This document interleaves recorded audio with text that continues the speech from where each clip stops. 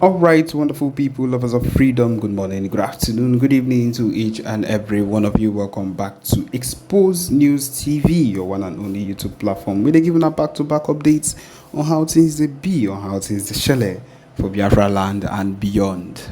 If you're joining us for the first time, remember to subscribe and turn on your notifications too. Also, remember to like and share this broadcast too. All right, the Nigerian military currently arresting Southeast residents detains outrageous number of Igbos in Niger State's Wawa barracks. This is coming from Barrister Ejiofor. Yes, my people, if this particular talk was coming from the PM Simon Ekpa Njoko, people would come out and say that is always the normal talk of the PM, and we know even at this point that even the Barrister Ejiofor at this point is not in good terms, or PNB is not even happy with everything that is going on with that concerns Barrister Ejiofor, and he's coming out to say this. What does this say about this particular news that is coming out at the moment?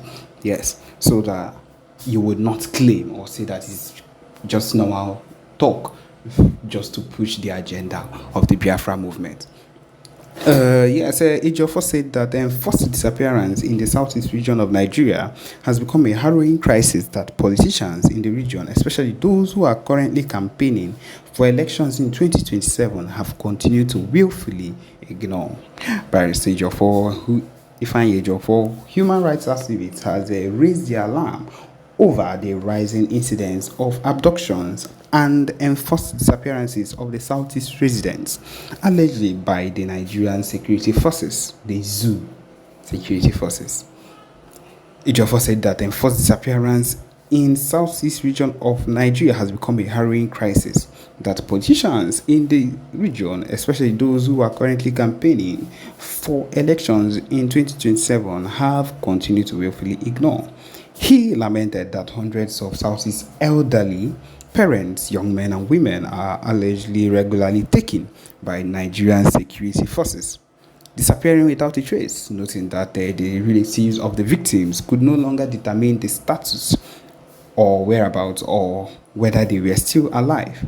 Ejiofor said that Ejiofor commented in a recent publication that he has raised this alarm over the shocking number of our people being abducted daily by state actors under the guise of combating rising insecurity in the southeast, when actually the people that should be looked into concerning this rising insecurity is the north, as a whole lot of things keep happening out their area. But then what they are more concerned about is the Biafra movement, and that is why they send their people instead of to protect themselves from whatever it is they are facing there, which we all know that it's actually government people that are sponsoring those people that are terrorizing them. Of course, what they have decided to do is to send these same people to us here to come and kill and abduct people that would help the cause of the movement. Hundreds of our elderly parents, brothers, and sisters are regularly taken by Nigerian security forces, disappearing without a trace. Our concern deepens with the increasing number of distress calls we receive daily from the families of some of these victims of enforced disappearance. It is especially troubling that the relatives of these victims can no longer determine their status, whereabouts, or even whether they are still alive. The reason for their arrest remains unknown because there is no reason, no just cause for arresting these people, further compounding the agony for their families. Unfortunately, this alarming trend has not been met with the deserving public outcry and condemnation, particularly from those who claim to represent us in high political offices. Instead, a fraction of these officials, seemingly absorbed by the privileges of their position, are preoccupied with the preparation for the upcoming election. Now that the Amnesty International has stepped into to corroborate our concerns about these secret abductions and forced disappearances, we call on our political leaders across all levels to denounce the state actors responsible for this crime against humanity and demand an end to these grave infractions. Of course, these people are not concerned because they don't want to get themselves involved or get killed or warned by the people that are actually involved in the abductions. They are scared of them. The leaders are scared of them. They sound what they only are interested in is the money and the positions they would get from when anything works out well for them. He says here that we have also suggested in our various discussions that security agents have the capacity to identify their targets and apprehend the actual threats, yet they continue to target ostensibly innocent and harmless citizens, which is the truth. Uh, According to him, these innocent individuals are then transported to unknown locations where they may be either killed or indefinitely detained without any trace. Wawa military barracks in Niger State, for instance, is currently holding an outrageous high number of innocent Igbos who have been detained indefinitely with no hope of freedom in sight.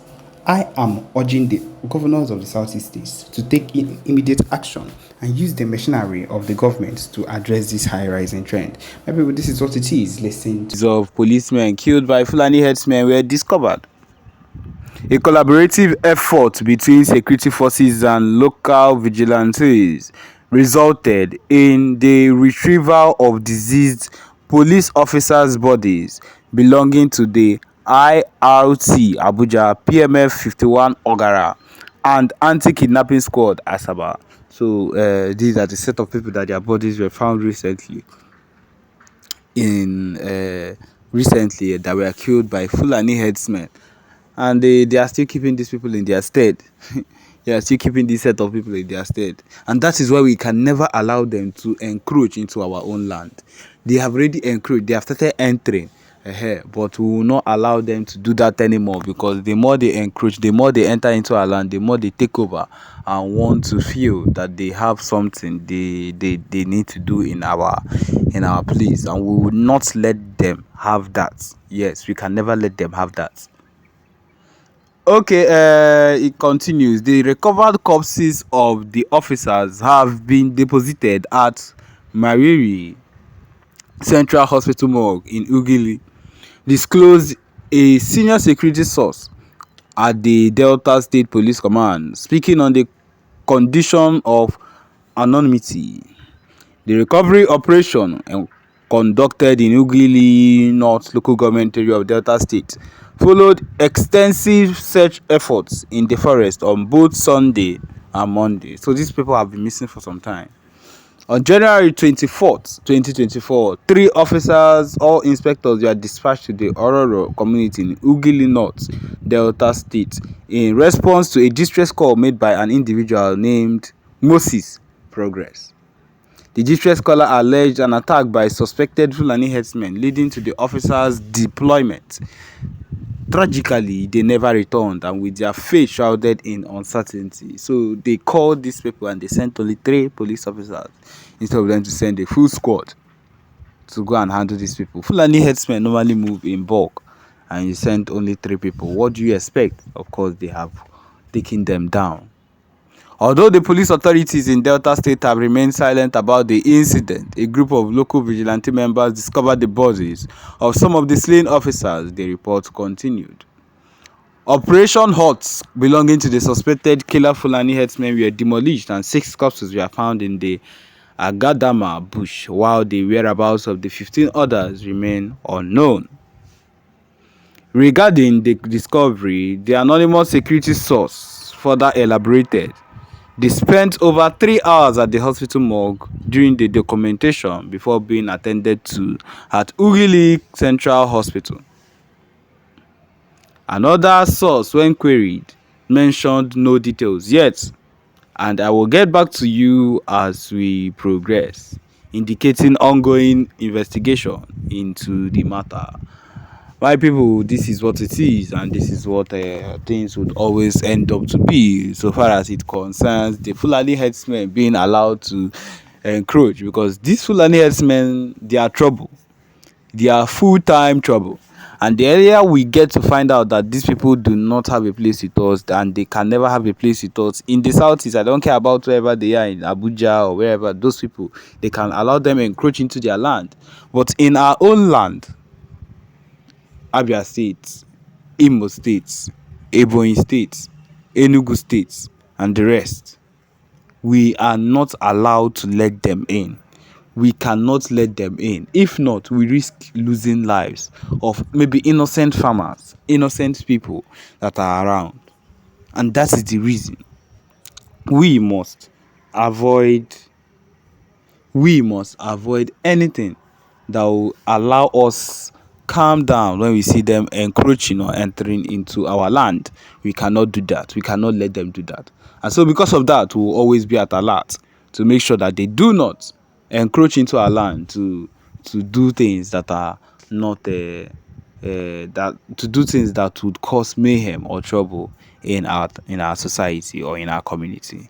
And yes, we've come to the end of this particular broadcast. Thank you for joining us. Remember to subscribe and turn on your notifications too. Thank you.